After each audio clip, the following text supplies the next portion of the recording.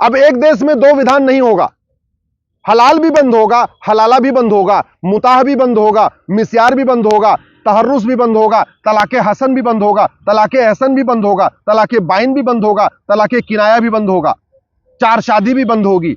अब एक देश एक विधान लागू होगा, one nation one civil code लागू होगा, यूनिफॉर्म सिविल कोड लागू होगा। बस केवल इतना करिए, आप 400 पार करिए और अगले कुछ महीनों के अंदर भारत में एक देश एक विधान आप ले लीजिए।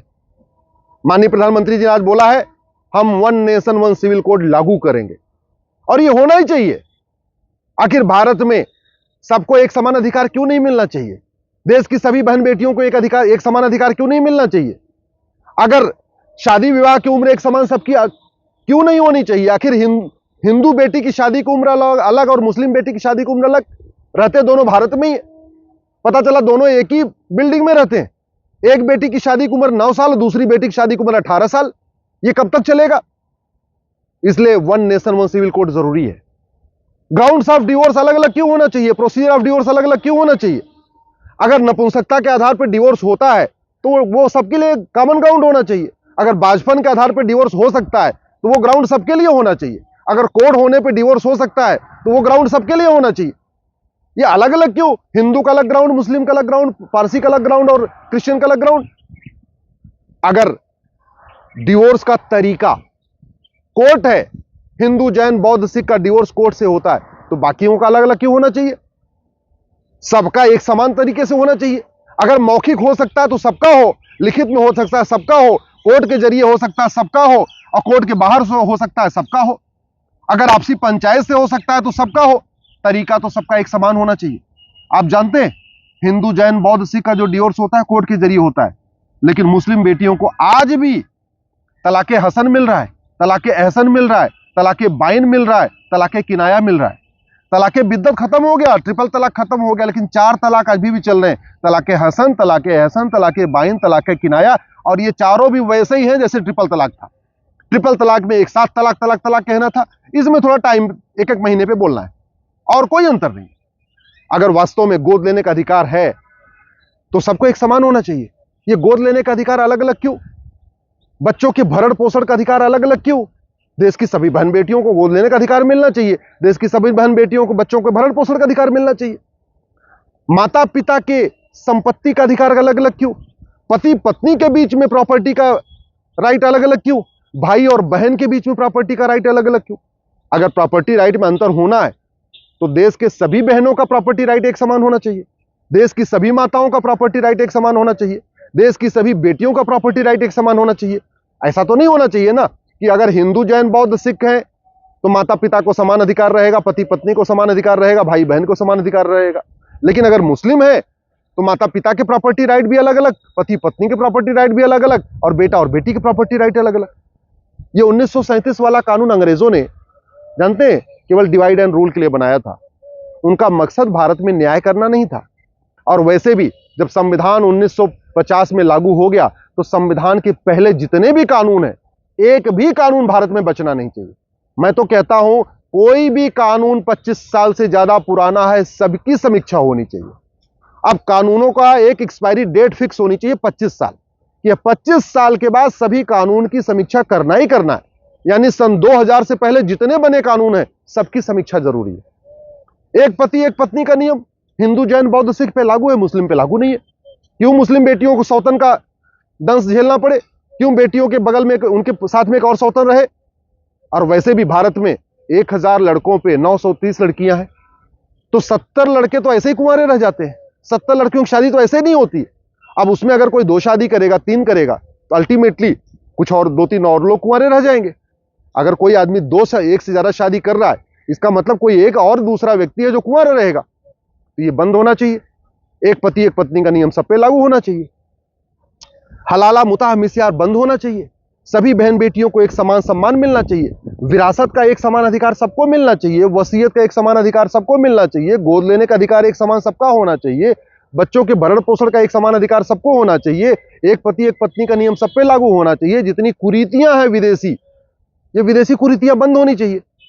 तो वास्तविकता यह है कि one nation one civil code से सबसे ज्यादा फायदा मुस्लिम बेटियों का ही होना है। हिंदू जैन बौद्ध सिख पे कोई फर्क नहीं पड़ेगा। यूनिफॉर्म सिविल कोड आए या ना आए, हिंदू जैन बौद्ध सिख को रत्ती भर फायदा नहीं है। यूनिफॉर्म सिविल कोड का सबसे ज्यादा फायदा मुस्लिम बेटियों को है, उसके बाद क्रिश्चियन बेटियों को है, उसके बाद पारसी बेटियों को है। हिंदू जैन बौद्ध सिख में कोई फायदा नहीं। अभी पारसी बेटियां अगर गैर पारसी शादी करती हैं, उनका प्रॉपर्टी राइट खत्म हो जाता है। मुस्लिम बेटियां अगर डिवोर्स लेना चाहती हैं तो उनका कूलिंग पीरियड 2-2 साल का है, जबकि हिंदू जैन बौद्ध सिख में कूलिंग पीरियड 6 महीने का है। और मुस्लिम में कोई कूलिंग पीरियड का कॉन्सेप्ट ही नहीं है। तलाक देने का कोई आधार बताने की जरूरत नहीं है। गुस्सा होके भी तलाक दे सकते हैं, रोटी ठंडी होने पे भी डिवोर्स दे सकते हैं, तलाके हसन तलाके हसन तलाके बाइन दे सकते हैं।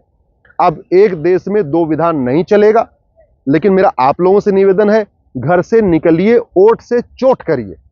इस शरिया कानून के खिलाफ वोट से चोट करिए। ये जो गुलामी का कानून चल रहा है उसको खत्म कराने के लिए वोट से चोट करिए। ये जैसी वोटिंग हो रही है ठीक नहीं है, और 80% वोटिंग हो जाए ना तो मैं गारंटी के साथ कहता हूं 400 पार हो जाएगा। और 80% वोटिंग हो गई और 400 पार हो गया ना, उसके बाद तो एक से एक जबरदस्त काम होंगे। अगर 400 पार नहीं हुआ, केवल सरकार बनी, तो सड़क बनेगा, हॉस्पिटल बनेगा, रेलवे बनती रहेगी, बुलेट ट्रेन बनती रहेगी, एयरपोर्ट बनता रहेगा, एक्सप्रेसवे बनता रहेगा। यही होगा फिर। अगर आप चाहते हैं गुलामी का नाम हटे, गुलामी का निशान हटे, गुलामी की कुरीतियां खत्म हो, गुलामी की कुप्रथाएं खत्म हो, गुलामी के कानून खत्म हो, गुलामी की शिक्षा बदले, गुलामी की चिकित्सा व्यवस्था बदले, गुलामी की पुलिस व्यवस्था बदले, गुलामी की प्रशासनिक व्यवस्था बदले, गुलामी की नागरिक व्यवस्था बदले, गुलामी की टैक्स व्यवस्था बदले, गुलामी की प्रशासनिक व्यवस्था बदले, ये शरिया कानून बदले, भारत में समान शिक्षा लागू हो, भारत में समान चिकित्सा लागू हो, भारत में समान नागरिक संहिता लागू हो, भारत में समान धर्मस्थल संहिता लागू हो, भारत में समान पुलिस संहिता लागू हो, भारत में समान दंड संहिता लागू हो, भारत में समान प्रशासनिक संहिता लागू हो, तो आपको 400 पार करना पड़ेगा। क्योंकि ये सब कुछ करने के लिए केवल कानून नहीं बदलेगा, बल्कि संविधान में संशोधन करना पड़ेगा। और संविधान में संशोधन होता है 2/3 बहुमत से। राज्यसभा में एनडीए के पास केवल 117 सांसद हैं, सिंपल मेजॉरिटी से भी 4 कम है। तो फिर क्या कर सकते हैं? संविधान बदलने के लिए ज्वाइंट सेशन बुलाना पड़ेगा। ज्वाइंट सेशन बुलाएंगे, उसमें आपको 521 सांसद चाहिए।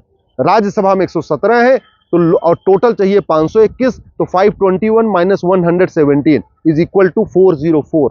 यानी लोकसभा में 404, कम से कम 404 चाहिए। और ये हो सकता है।